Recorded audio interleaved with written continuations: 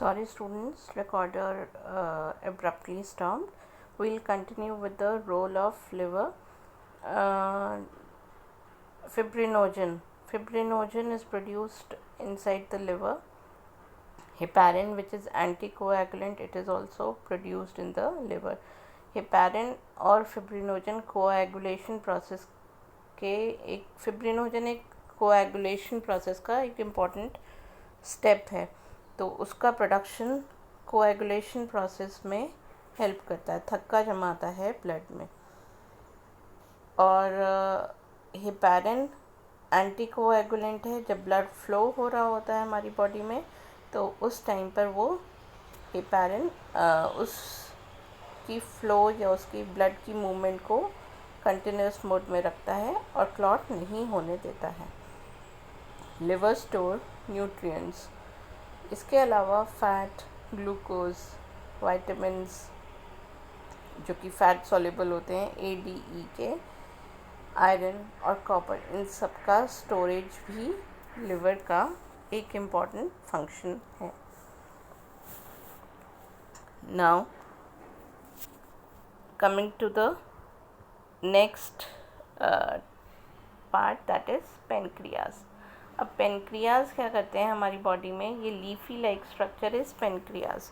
Pancreas pancreatic enzyme भी release करते हैं, पेनक्रियाटिक जूस भी रिलीज़ करते हैं जिसमें एंजाइम्स होते हैं, और पेनक्रियाज इसके साथ साथ एक हार्मोन भी रिलीज़ करते हैं जिसको हम बोलते हैं इंसुलिन। यहाँ पर डाइजेस्टिव सिस्टम में we'll discuss about pancreatic enzymes and pancreatic juice. ये pancreas is an accessory organ of digestive system. It releases chemicals to aid in digestion. Secretin will stimulate the pancreas to release a solution containing bicarbonate ions into small intestine. जो एक hormone होता है secretin, वो stimulate करता है pancreas को कि वो ऐसा सॉल्यूशन जो जैसे पेनक्रियाटिक जूस है जिसमें बहुत सारा बाइकार्बोनेट आयन है वो रिलीज़ हो, और ये उस जगह का स्मॉल इंटेस्टाइन का pH जो है उसको कंट्रोल करने के लिए काम आता है। Next is gall bladder. Gall bladder storage site है, ये भी लिवर के नीचे था, जैसे मैंने आपको पहले फिगर में दिखाया था, लिवर के नीचे ग्रीन कलर का। ये स्टोर करता है बाइल, और ये बाइल की secretes bile into the duodenum through bile duct during meal time. खाना पचाते टाइम, खाना खाते टाइम ये बाइल को सिक्रीट करता है। बाइल क्या होता है, bile contains bile salts, pigments, cholesterols and phospholipids. Bile emulsifier है, एक एंजाइम नहीं है, मतलब ये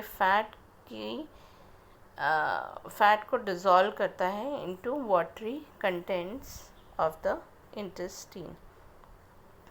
अब इसी बाइल को अगर हम थोड़ा सा और इलैबोरेट करें, बाइल जूस और पेनक्रियाटिक जूस में दोनों में क्या फ़र्क है।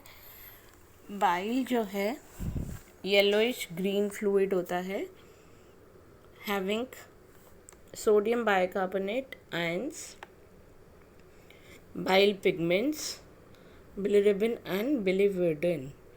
Bile is produced by the liver and stored inside the gallbladder.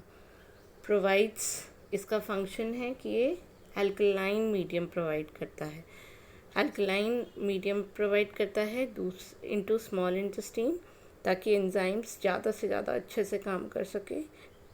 Acidic pH पे एंजाइम्स अच्छे से काम नहीं कर पाएंगे, तो ये स्मॉल इंटेस्टाइन के pH को मेंटेन करता है bile.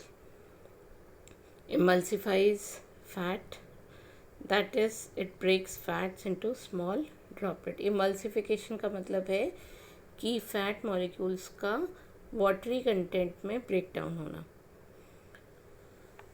Various metabolic waste get eliminated from the blood stream by bile juice. बहुत सारे ऐसे मेटाबॉलिक वेस्ट जो लिवर मेटाबोलाइज करता है वो भी बाइल जूस के थ्रू हमारी बॉडी से बाहर निकल जाते हैं। Next is pancreatic juice. जैसे हमने बताया कि पेनक्रियाटिक जूस सिक्रीट करता है।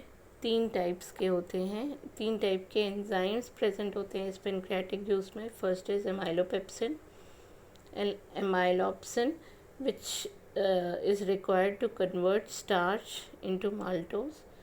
Second is trypsin. Third is strepsin या lipase. ट्रिप्सिन प्रोटीन की डाइजेशन में हेल्प करता है। Digest remaining proteins, proteases and peptones into peptides and amino acids. Lipase क्या करता है? स्प्लिट करता है एमल्सिफाइड फैट्स को into fatty acid and glycerol. Fatty acid और ग्लिसरॉल को में कन्वर्ट करता है। Just a recap of all the digestive system which we have done. हमने जो पढ़ा अभी तक उसका हम रिकैप कर रहे हैं। Digestive system is a combination of alimentary canal plus accessory glands. Alimentary canal और एक्सेसरी ग्लैंड का कॉम्बिनेशन होता है डाइजेस्टिव सिस्टम। हमने डाइजेस्टिव सिस्टम में माउथ से लेके लार्ज इंटेस्टाइन तक के पार्ट्स पढ़े, जिसमें माउथ पढ़ा, फैरिंग्स पढ़ा, ईसोफेगस पढ़ा, स्टमक पढ़ा, स्मॉल इंटेस्टाइन पढ़ा, लार्ज इंटेस्टाइन पढ़ा।